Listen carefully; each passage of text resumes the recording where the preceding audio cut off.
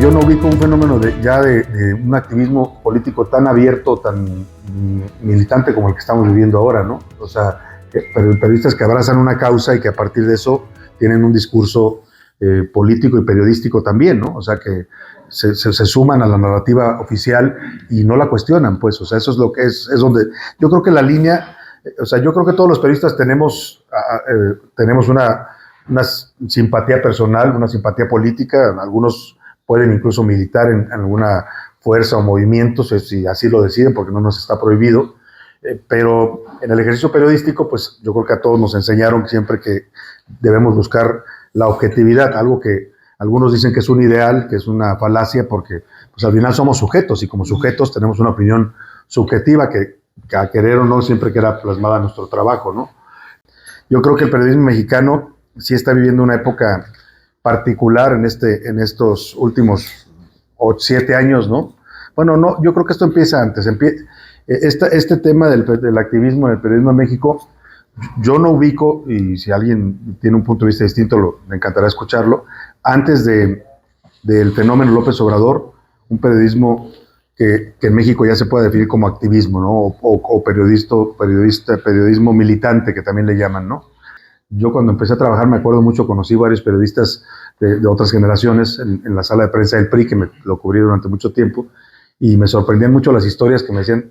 Algunos de ellos yo los saludaba todos los días, y platicando un día me decía, ¿tú dónde vives? No, pues en tal parte, en Nápoles, rentaba un departamento. ¿Y tú? Me dice, yo en el Pedregal.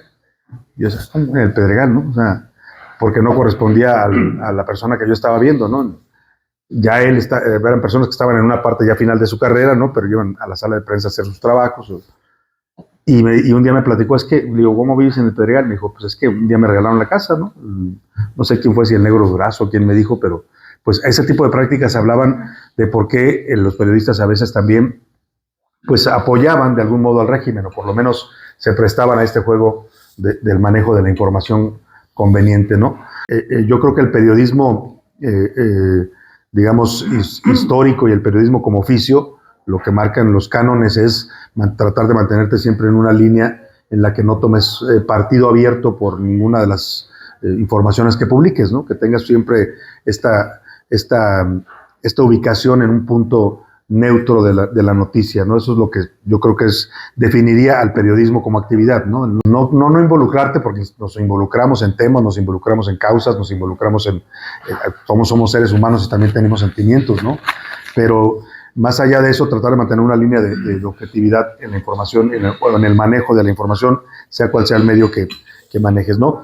Vamos a empezar por las definiciones, ¿no? Por ejemplo, la RAE, la Academia de la Lengua Española, define el activismo como la tendencia a actuar, transmitir y comunicar de forma dinámica una línea de acción ideológica, política, de pensamiento o religiosa en la vida pública.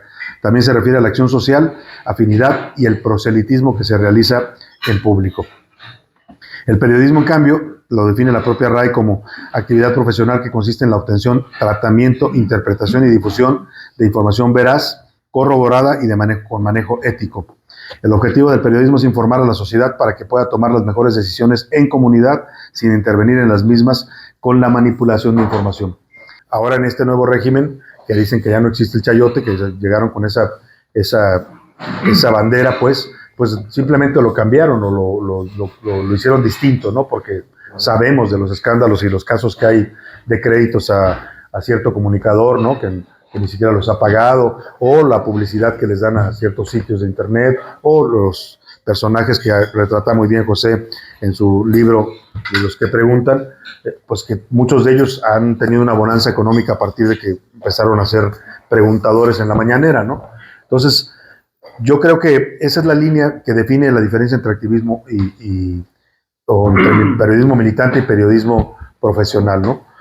Por ejemplo, lo que dice la Fundación de Periodismo Gabo sobre los manuales de estilo, dice que rechazan la posibilidad de que los periodistas combinen sus actividades profesionales con activismos políticos. O sea, dicen ellos que no es no es compatible una cosa con otra, ¿no? Periodismo político, religioso o social, y fundan sus formas al respecto en la convicción de que tanto el medio como el periodista deben concentrar su actividad en la consecución y entrega de una información completa que deje en el receptor suficientes elementos de conocimiento y de motivación para actuar frente a los hechos. La actividad proselitista o de la propaganda, en cambio, definen, corresponde a los políticos y a los activistas, pero no al periodista. Sin embargo, toda información periodística debe ser universal. Se hace con la intención de llegar y servir a todos, sin excepción. Por eso el buen periodismo descarta cualquier técnica publicitaria y se esfuerza por informar a todos con la sola contundencia de los hechos. Eso es, yo creo que para responder un poco, para fijar un poco las líneas entre una actividad y otra, creo que está bastante claras las definiciones, ¿no? Y yo les decía que el fenómeno del periodismo militante no es exclusivo de México, se da en todas las democracias actuales, ¿no? En todos los países. Por ejemplo, en las dictaduras que hoy conocemos en algunos países, pues claramente hay un periodismo que acompaña al régimen y que tiene ciertos órganos. Ahí está el caso cubano con el diario Granma, que es el periódico oficial del gobierno, ¿no?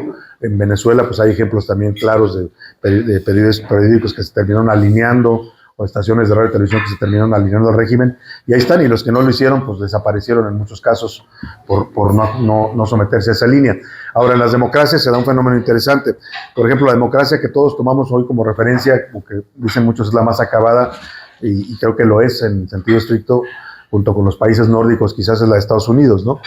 Esta democracia tan perfecta también ha generado este fenómeno no tan abierto, un poco velado, pero bastante claro, ¿no? Todos ubicamos que en Estados Unidos hay dos bandos, ¿no? A partir de los partidos que gobiernan, los liberales, que son entre comillas, los demócratas, que a veces también suelen ser bastante conservadores, o los republicanos, que es más la derecha empresarial estadounidense y que ligada a una serie de causas, y las dos tienen su cadena, ¿no? O su diario, tienen los periódicos que de algún modo les dan un tratamiento mejor, ¿no? El New York Times o el Washington Post, ¿no?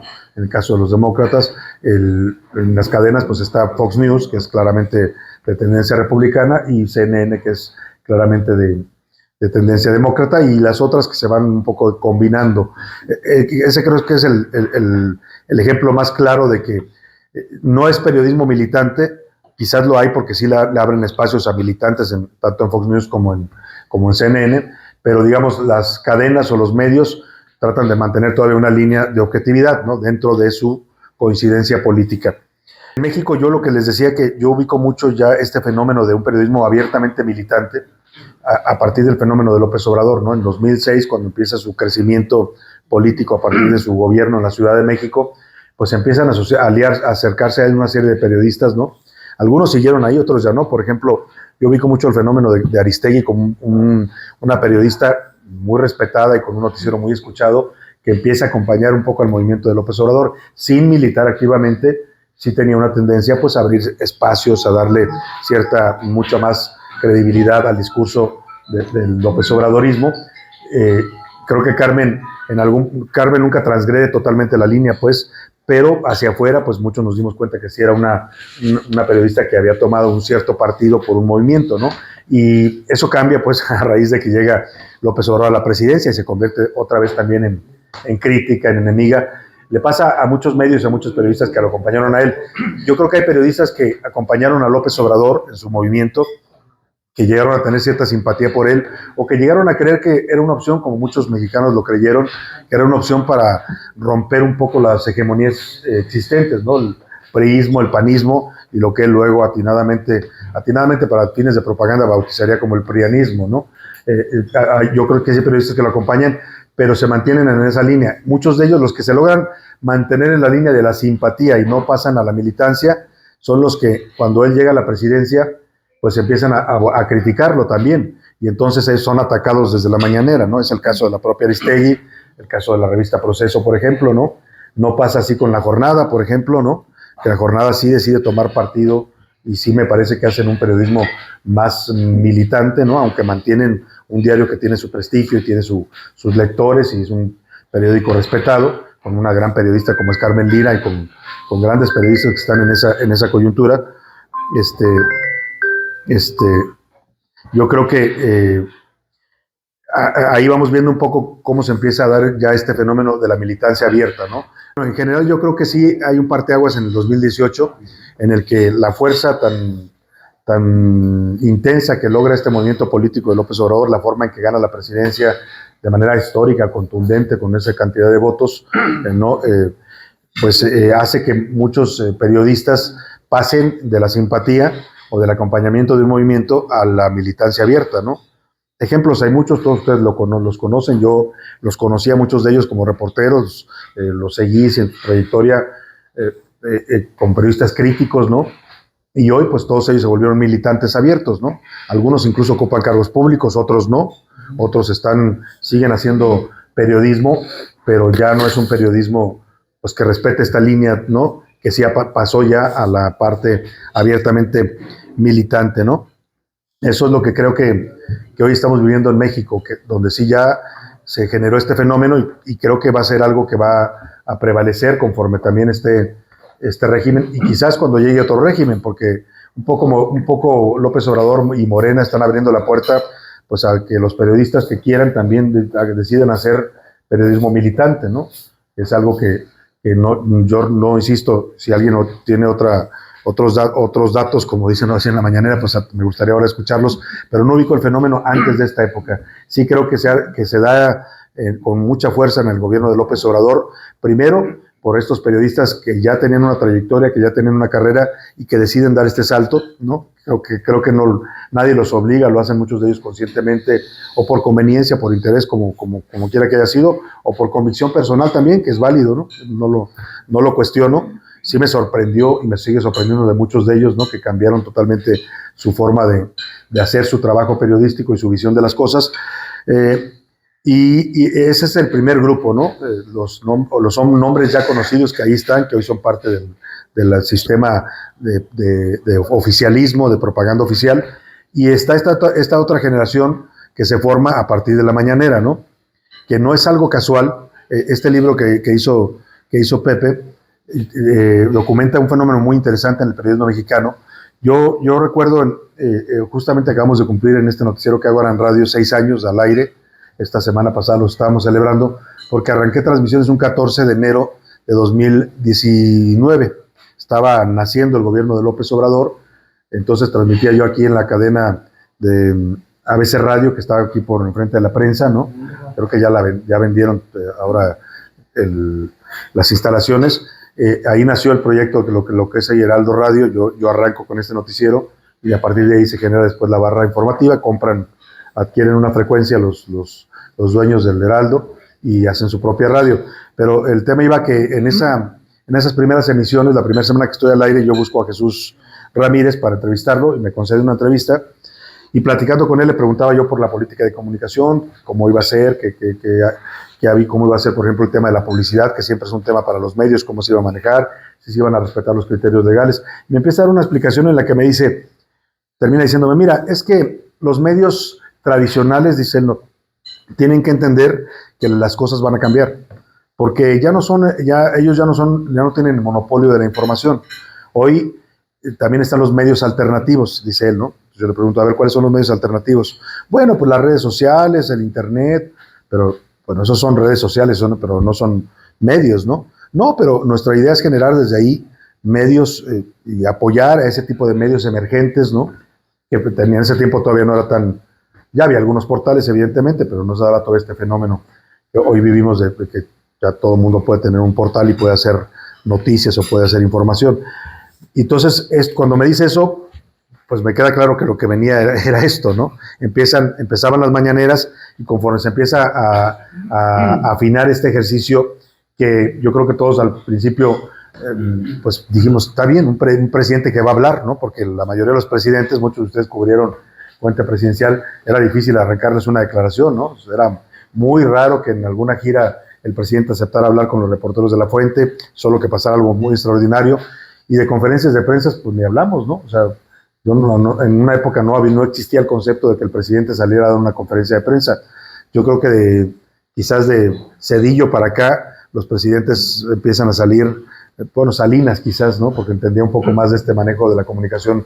Pero cuando se empieza a hacer este ejercicio, lo que se vende como ejercicio de información que creo que al principio lo empezó siendo, ¿no? La novedad, el ver al presidente opinar de distintos temas, pues eso vino a refrescar un poco a los medios, a la información.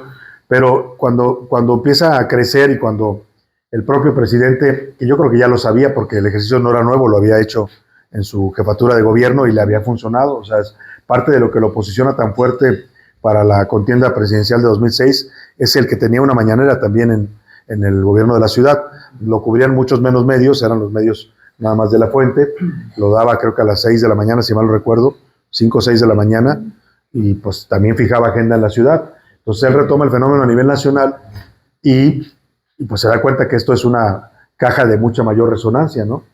Y ahí es donde empieza este fenómeno, que entra este personaje que es Jesús Ramírez, ¿no? Que conoce el medio periodístico porque fue reportero, ¿no? Muchos decían nunca hizo gran cosa como periodista, pero bueno, pues entendió muy bien el fenómeno y creo que empuja en esta línea de decir vamos a crear nuestros propios medios, ¿no? Que es parte de lo que va definiendo a López Obrador como un político que más que gobernar al país le interesaba construir un régimen, que es lo que termina haciendo, ¿no?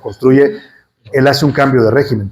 Lo que nunca entendieron ni supieron hacer los panistas, que fueron bastante torpes, y lo que sí entendió bien López Obrador fue eso, que él tenía que llegar a sacudir al régimen y a tratar de cambiarlo. Y creo que en ese proceso nos encontramos un poco hoy, ¿no? Con este intento por consolidar un nuevo régimen que ahora representa Claudia Sheinbaum.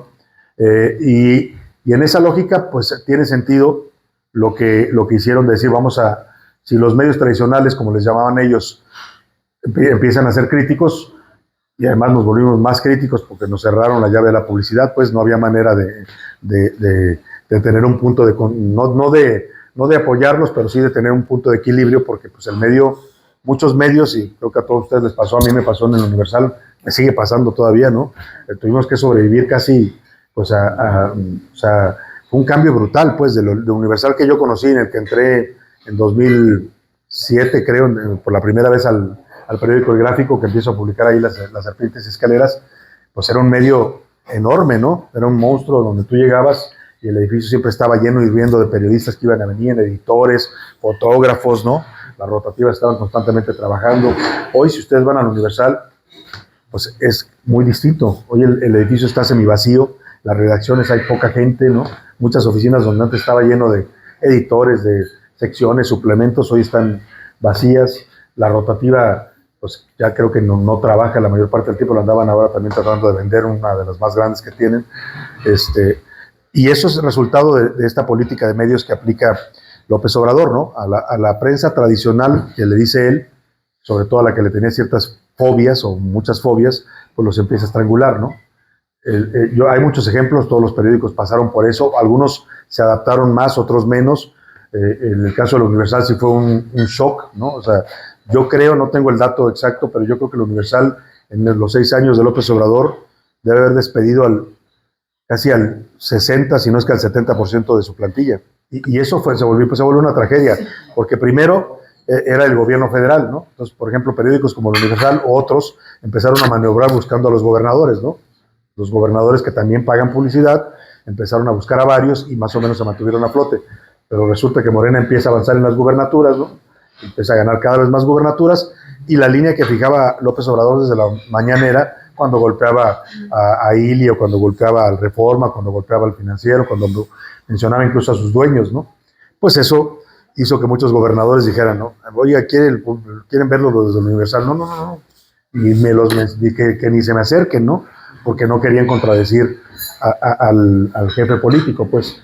Entonces, creo que ahí empieza esa es la otra parte de este fenómeno del periodismo militante que hoy vemos, porque sí son medios o periodistas o jóvenes, que algunos son estudiantes de periodismo egresados, pues, no todos, ahí yo creo que hay, en esta fauna de la mañanera hay de todo, hay gente que no tiene nada que ver con el periodismo, sí hay varios que no tienen carrera periodística, que en su vida reportearon, pero que hoy son líderes de opinión para ellos, ¿no? Está este señor Serrano, que yo no lo ubico de nada, no sé si ustedes lo conozcan de algún lado, pero hoy es uno de sus gurús, ¿no? Y surgen muchos medios que vienen en esta línea, pues, ¿no? Hay otros que surgen, hace rato lo mencionaba, La Política Online, que es un medio que tiene ciertos vínculos, pero creo que ha mantenido una objetividad, pues, ¿no? O sea, por lo menos tiene un abanico más amplio en su información, no solo militante, como sí lo hacen algunos otros sitios, ¿no? Y surgen programas de internet, ¿no? Algunos los llevan a la radio. Bueno, el caso más, me parece más dramático de lo que hoy vivimos como periodismo militante o activismo es el caso de Canal 11, ¿no? De los medios oficiales, pues.